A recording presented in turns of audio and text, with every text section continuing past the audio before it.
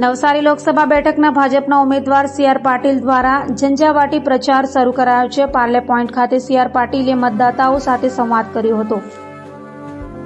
લોકસભાની ચૂંટણીના મતદાનને ગણતરીના દિવસો બાકી છે ત્યારે નવસારી લોકસભા બેઠકના ભાજપના ઉમેદવાર અને ગુજરાત ભાજપ પ્રદેશ અધ્યક્ષ સી.આર. પાટીલ દ્વારા ઝંઝાવાતી પ્રચાર શરૂ કરાયો છે. સી.આર. પાટીલે ડોર ટુ ડોર મતદાતાઓ અને કાર્યકરો સાથે સંવાદ કર્યો હતો. પાર્લે પોઈન્ટ સ્થિત બ્રિજવાસી રેસીડેન્સીના મતદાતાઓ જોડે સંવાદ કર્યો તો સી.આર. પાટીલ દ્વારા ડોર ટુ ડોર કાર્યકર્તાઓ અને મતદાતાઓને મળી ભાજપ તરફી મતદાન કરવા અપીલ કરી હતી.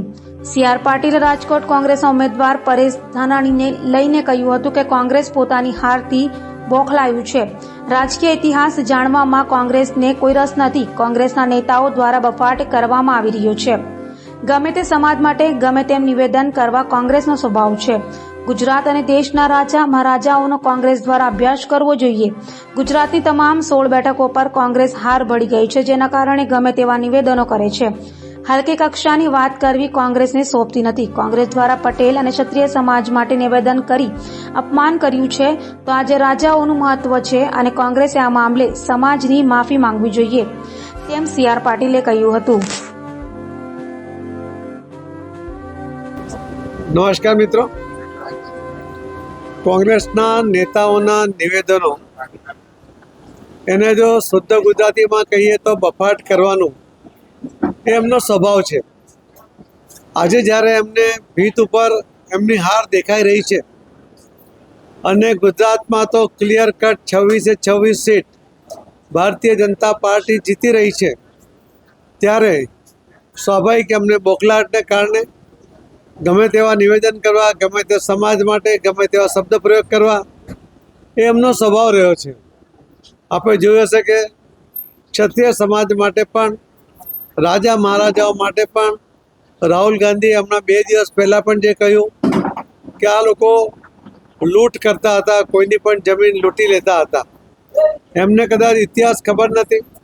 સ્વાભાવિક છે, આખો દેશ જાણે છે કે એમનો રાજકીય ઇતિહાસ જાણવામાં એમને કોઈ રસ પણ નથી અને એટલા જ માટે એમણે આવી વાત કરી છે.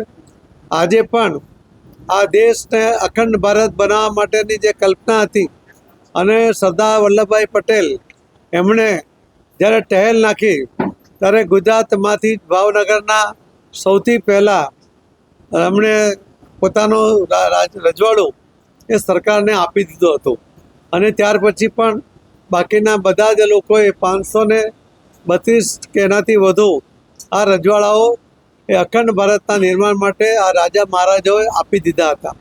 તેનો સ્વભાવ લૂંટનો હોય ક્યારેય આ રીતે સમર્પિત ન થઈ શકે.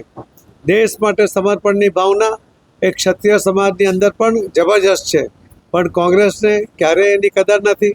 એમણે આપેલા જે પ્રોમિસ હતા સાલિયાણાના એ પણ એમણે બંધ કર્યા. અન્ય રીતે એમને ખૂબ મોટો અન્યાય એ કરતા આવ્યા છે. એમને કદાચ ગુજરાતના રાજા મહારાજા કે દેશના એમનો પણ એમણે અભ્યાસ કરવો જોઈએ. ગુજરાતની અંદર ભાવનગર હશે, વડોદરા હશે, ગોંડલ હશે અને બીજા પણ અન્ય રાજાઓએ જે સારો વહીવટ કર્યો.